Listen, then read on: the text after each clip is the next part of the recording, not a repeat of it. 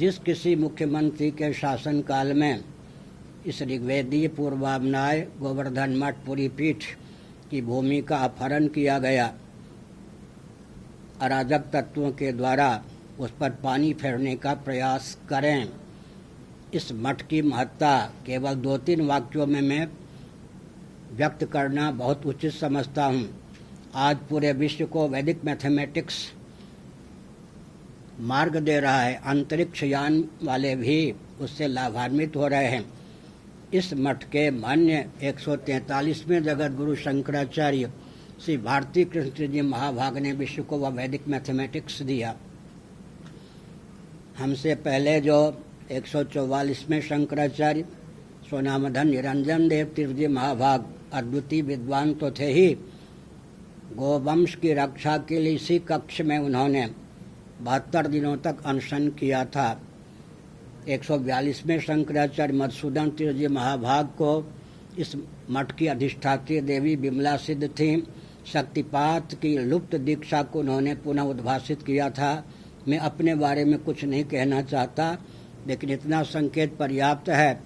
आज भी वैदिक मैथमेटिक्स को लेकर पूरे विश्व में इस मठ की ख्याति है, लेकिन शासन तंत्र ने इस मठ को endowment act plus Jagannath act के अधीन रखकर भौगोलिक धरातल पर इसके अस्तित्व को नष्ट करने का पूरा षड्यंत्र चलाया है। आपको यह सुनकर बहुत आश्चर्य होगा कि मान्य जो अतिरिक्त 3 शंकराचार्यों के मठ हैं वो किसी भी एक्ट के अधीन आरंभ से नहीं हैं।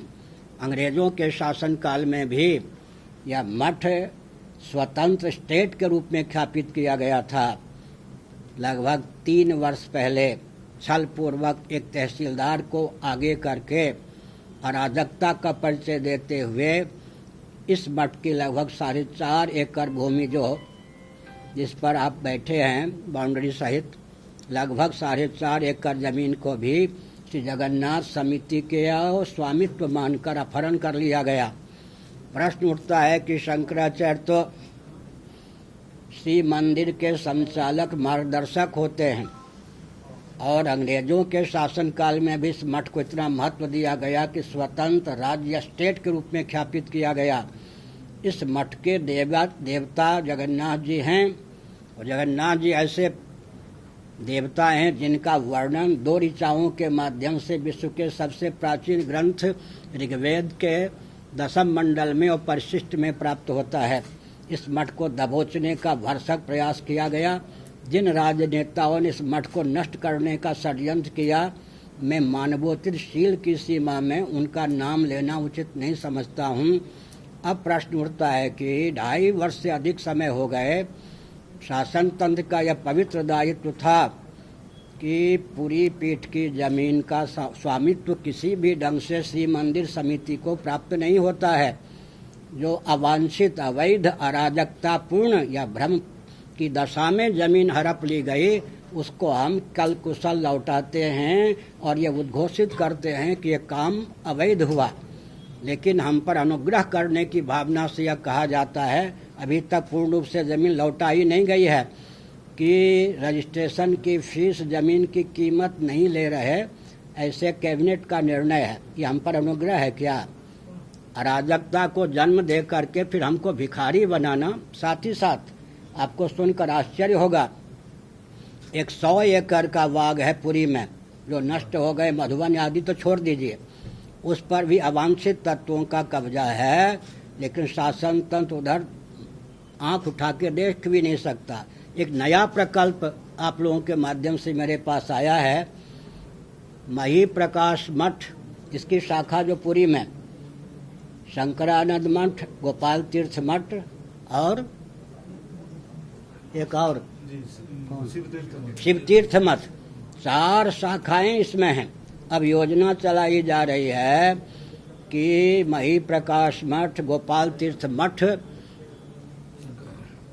को शंकरानंद मठ भी अधिग्रहण तो है ही, अमुक अमुक वर्ग को, तंत्र को वहाँ बसाया जाए। मैं एक संकेत करना चाहता हूँ, रोंगटे खड़े कर देने की बात है, परंतु मैं यहाँ के शासन तंत्र का यहाँ के निवासियों का हित चाहते हुए भूल पर पानी फेरने का एक प्रकार से अनुरोध कर रहा हूँ।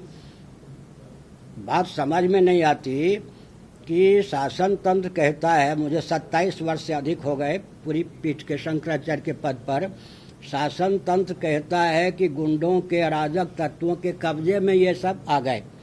तो एंडोमेंट विभाग क्या कर रहा था? उसकी सहभागिता नहीं होती, निष्क्रियता नहीं होती, ये पवित्र संस्थान अराजक तत्वों के हाथ में कैसे आते? दूसरी एक बात है विचित्र, जब श्री जगन्नाथ मंदिर की समिति किसी स्थान को, गोपाल तीर्थ को ले लीजिए, मही प्रकाश को ले लीजिए, अपनाती है, ले लेती है, उस समय वो गुंडे नहीं दिखाई पड़ते जो शासकीय पुलिस से युद्ध करें, दो उधर घायल हों, दो इधर घायल हों, दो मरें न मरें, वो लगता ही नहीं कि कोई अराजक तत्व के हाथ में था।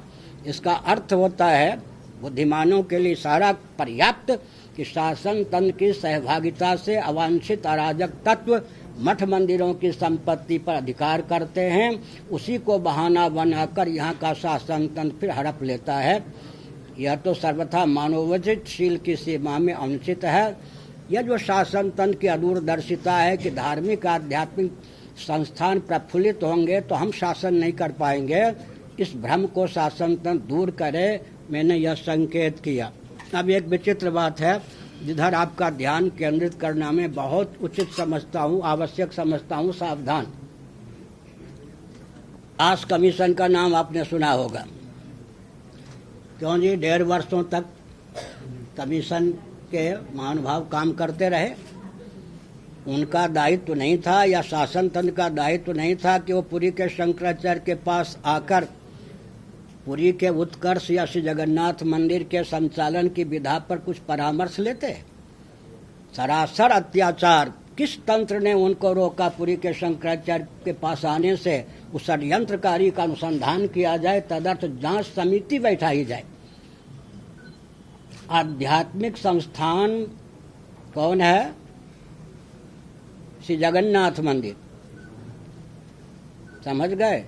और वहाँ के बारे में शासन तंत्र कोई निर्णय ले, पूरी आध्यात्मिक नगरी है और शंकराचार्य की राजधानी है, 1/4 विश्व की राजधानी है पूरी, शंकराचार्य के द्वारा प्रतिष्ठित। और अयोध्या के बारे में भी मैं एक वाक्य कह देना चाहता हूँ। मनु महाराज ने अयोध्या नाम की नगरी को प्रतिष्ठित किया। उनके पुत्र प्रथम मानव इक्ष्वाकु ने उस अयोध्या को राजधानी उद्घोषित की। मर्त्यलोक में मानव की दृष्टि से प्रथम मानव इक्ष्वाकु जी ने अपनी राजधानी अयोध्या को घोषित की, अर्थात विश्व की प्रथम राजधानी का नाम है अयोध्या। और विश्व के 1/4 विश्व की राजधानी का नाम है जगन्नाथपुरी। वहाँ के शंकराचार्य से दास महोदय ने पूछना क्यों नहीं उचित समझा, किसने उन पर प्रतिबंध लगाया? इस पे जांच कमीशन बैठनी चाहिए। उस समय बिजली की बात नहीं, हजारों मसाल जलाकर उसी दिन गुंडीचा मंदिर के दरवाजे तक तीनों रथों को पहुंचाना चाहिए और श्री जगन्नाथादि दारू ब्रह्म को रत्न सिंहासन पर उसी रात प्रतिष्ठित करनी चाहिए। शास्त्र ये कहता है। परंपरा आजकल अंध क्या कहती है? सूर्यास्त होते ही रथ नहीं चलना चाहिए। कौन सी परंपरा शास्त्र सम्मत है, कौन सी अंध परंपरा है, इसका निर्णय समिति करेगी, मुख्यमंत्री करेंगे, कानून मंत्री करेंगे क्या? हमारे क्षेत्र में हस्तक्षेप करना, श्री जगन्नाथ जी के साथ खिलवाड़ करना है या नहीं? मैं एक उदाहरण देकर इस विषय को शांत करता हूँ। नभ थल जल में जो व्यापक विद्युत है उसको यांत्रिक, मांत्रिक, तांत्रिक विधा से व्यक्त किया जाता है। उसके जो विशेषज्ञ होते हैं वो विधि निषेध संहिता तैयार करते हैं ताकि प्रयोक्ता को लाभ हो सके, हानि से बच सके। इसी प्रकार जो जल स्थल में व्यापक सच्चिदानंद स्वरूप निर्गुण निराकार परमात्मा हैं, वो मांत्रिक, तांत्रिक, यांत्रिक विधा से जिसमें दारू आदि अर्चा विग्रह में प्रकट किए जाते हैं, तो वो जो तेज भगवान का, भगवती का अर्चा विग्रह में, मूर्ति में प्रतिष्ठित होता है, वो किस हालत में पलायन कर सकता है, तिरोहित हो सकता है? उस विग्रह में अराजक तत्व, डाकनी, शाकनी, भूत प्रेत, पिशाच कैसे घुस करके पूरे क्षेत्र को नष्ट कर सकते हैं, इसका ज्ञान समिति को होगा क्या? इसका ज्ञान क्या शासन तंत्र को होगा कि धार्मिक क्षेत्र में भी दखल देना, ये तो क्रिश्चियन तंत्र में भी नहीं है, मुस्लिम तंत्र में भी नहीं है। इसका मतलब है कि धार्मिक क्षेत्र को नष्ट करने का प्रकल्प पूरे भारत में चल रहा है। सबसे ज़्यादा प्रकल्प वो उड़ीसा में है। इस उड़ीसा की रक्षा के लिए जनता सावधान रहे। किसी भी पार्टी को अधिकार नहीं है, जो मैंने कहा, उसके नाम पर वोट बैंक बनाकर उपद्रव करने का। मैंने बहुत कुछ यातना सहने पर भी मुँह इसलिए नहीं खोला कि उड़ीसा का भव्य वातावरण किसी प्रकार विकृत न हो, लेकिन आज मैंने मुँह इसलिए खोला है क्योंकि धैर्य के नाम पर मैं अन्याय सहिष्णु न माना जाऊं। धैर्य धर्म का अंग है, धृति, लेकिन जब अन्याय सहिष्णुता में धैर्य का प्रयोग होता है तो धर्म नहीं अधर्म हो जाता है। मैंने मानवाधिकार की सीमा में माननीय श्री मुख्यमंत्री जी और सबके हित की भावना से, और भाजपा कांग्रेस आदि भी सुन ले, मेरे वक्तव्य का राजनीतिक लाभ उठाने में कोई प्रकल्प नहीं तैयार करना चाहिए, बल्कि सद्भाव पूर्वक संवाद के माध्यम से श्री मंदिर और पुरी के उत्कर्ष का मार्ग प्रशस्त करना चाहिए। हर हर महादेव। है गला। श्री राम मंदिर को लेकर भी हमारा संदेश है, सुनना चाहें तो। हाँ, बोल रहे थे जो जस्टिस बीपी दास के कमीशन, यह सरासर अन्याय है कि पुरी के बारे में, श्री जगन्नाथ मंदिर के बारे में कोई मिशन या न्यायाधीश निर्णय ले और शंकराचार्य से बिल्कुल व्यवहार न करे, उनकी अत्यंत उपेक्षा कर दे। सरासर मानवाधिकार की सीमा में, धार्मिक आध्यात्मिक क्षेत्र की सीमा में अन्याय है। तो ऐसे हम मानते हैं कि जो अभी तोड़फोड़ हो रहा है वो भी अन्याय है, क्योंकि उनके माने में अब होना चाहिए। ऐसा है कि इस विषय का न्यायाधीश मैं आपको ही नियुक्त करता हूं। मैंने जो दृष्टिकोण दिया उसके आधार पर आप निर्णय लेने में स्वतंत्र हैं।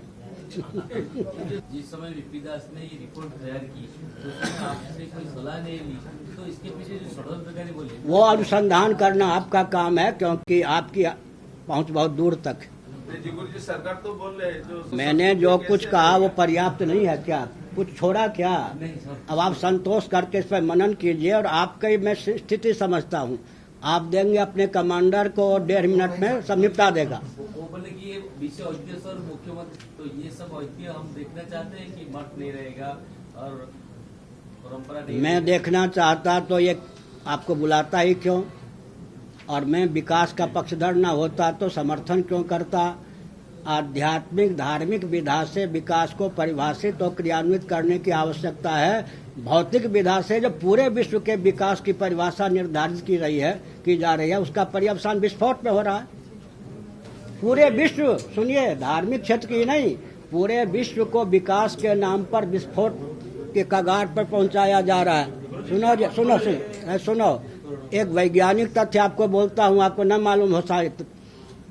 विश्व के मूर्धन्य वैज्ञानिकों ने घोषणा कर दी है, जो वर्तमान में विश्व स्तर पर विकास की परिभाषा क्रियान्वित की जा रही है, मानव की सृष्टि कुल 30 वर्षों की रह गई है। अगर इसको नियंत्रित नहीं किया गया, वैदिक विधा से, सनातन विधा से, दर्शन, विज्ञान और व्यवहार में सामंजस्य साध करके अगर विकास को परिभाषित और क्रियान्वित नहीं किया गया, तो वर्तमान मानव की सृष्टि कुल 30 वर्षों की रह गई है। और एक और मैं कहता हूँ, इस विकास के कारण 18 मीटर, कितना फुट हुआ आप जाओ, 18 मीटर चंद्रमा के सतह धंस गए हैं, और वहाँ इतनी सर्दी बढ़ गई है जिससे भारत में, विश्व में भूकंप हो सकता है। पृथ्वी को दूषित करने का फल क्या होता है?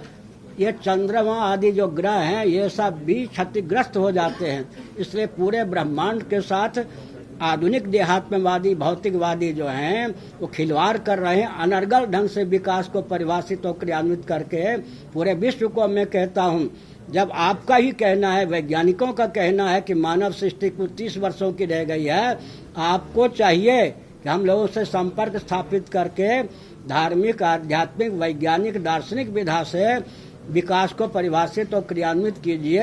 यही सुझाव यहाँ के शासन तंत्र के लिए भी है। गुरु जी, स्पष्ट कीजिए, सरकार का ये जो काम अभी चल रहा है, उनका कहना है ट्रैक्टर का सबको खाली करना चाहिए, वही आधार से ये वो काम कर रहे हैं श्रीमंदिर की सुरक्षा के लिए। सुनो, सुरक्षा के 2 भेद होते हैं। एक आतंकवादी आके बम आदि प्रयोग करके संस्थान को नष्ट न कर दे, एक सुरक्षा की है। एक है कि धार्मिक संस्थान धार्मिक विधा से करोड़ों किलोमीटर दूर चले जाए, पहली सुरक्षा तो हुई नहीं, दूसरी सुरक्षा या क्या करनी गारंटी लेंगे? समझ गए ना? वो सुरक्षा नहीं है क्या? धार्मिक क्षेत्र है, आध्यात्मिक क्षेत्र है, देवी देवता प्रतिष्ठित रहे, विधिवत इनका संचालन हो, भौतिक विधा से और धन मान का नोट और वोट का केंद्र बना देना, यह सुरक्षा नहीं है क्या? पहली असुरक्षा तो पूर्ण रूप से हो गई। और दूसरी बात है कि ये आजकल के इस एटॉमिक युग में कोई संस्थान आकाश मार्ग से भी कुछ कर दे, सुरक्षित रहेगा, कल्पना कर सकते हैं आप? आप इसके समर्थन में है या फिर अरे मैंने जो कह दिया उससे भी समझ में नहीं आता तो भगवान ही समझाएंगे आपको। मानताए मुझे जो कहना था कहा, जो नहीं आ रहे उनको मैं जबरदस्ती बुलाना उचित नहीं समझता। और एक और बात है, मेरे पास आने के पहले वे सब मंत्र पहले आपस में मिले, एक वाक्यता उनमें हो, एक निष्कर्ष पर पहुंचे ना। हमारे पास बिना चिंतन के आएंगे, क्या वो उत्तर देंगे? आप भी उनके साथ आ सकते हैं। कटकी के महंत आए थे और निम्बार्क संप्रदाय के कौन है, ये दोनों एक साथ आए थे। मैं प्रवचन कर रहा था उस समय, बहुत स्नेह सम्मान पूर्वक उनको बैठाया, जितना समय उन्होंने चाहा उतना समय हमने दिया। उससे पहले राम दया प्रसाद वाले आए थे, बस ये दो, और कोई आए नहीं। राम दया प्रसाद वालों को भी जो मैंने सुझाव दिया, सलाह दी, उससे वो संतुष्ट होकर गए। हमारे पास जो आए हैं कोई संतुष्ट होकर नहीं गए। तो सही नहीं है ये नहीं कह रहे, अपूर्ण इसलिए है, कूटनीति पूर्वक इसलिए है, अदूरदर्शिता पूर्वक इसलिए है कि धार्मिक संस्थान के बारे में आप निर्णय दे रहे हो और शंकराचार्य से 1.5 वर्ष की सीमा में कोई संपर्क मत साधो। जबकि आगे पोल पट्टी में खोल दूं, जबकि शासन तंत्र के द्वारा ऐसा सुनने में आया है कि गणपति और शंकराचार्य दोनों से संपर्क आपको करना चाहिए, फिर शंकराचार्य से संपर्क नहीं किया, ये अदूरदर्शिता या कहीं न कहीं से नियमन हुआ होगा ना उनका, उस पर वो विचार करें। तो विकास का परिभाषा सोचिए आपके हिसाब से कैसे होना चाहिए? वो हम आपको बताएंगे या वो आवें तो पूछे बताएंगे। पूरी के उत्कर्ष का ध्यान रखते हुए और अपने अस्तित्व और आदर्श का विलोप न हो, इस ढंग से बैठ करके सहृदयता पूर्वक विचार करें। उसके बाद जब वो एक निष्कर्ष पर पहुंचे तब मेरे पास आना उनको चाहिए। मेरा दरवाजा उनके लिए बंद नहीं है और शासन तंत्र के लिए बंद नहीं है। ये भी एक बात है। कोई मेरा है, सुनिए, मेरे पास तो जितने अभी यहाँ पर प्रमुख नियुक्त किए गए हैं सब आ चुके हैं। जितने यहाँ पर प्रमुख नियुक्त किए गए हैं, जो उनको मैंने बंद कमरे में कहा वही आपको कह रहा हूँ, वही महंतों को। मेरे यहाँ दो बात नहीं है, बंद कमरे में कुछ और, कुछ यहाँ कुछ और। जो मैंने उनसे कहा कि सद्भाव पूर्वक संवाद के माध्यम से यथा योग्य उचित ढंग से सबको संतुष्ट करके कार्य कीजिए।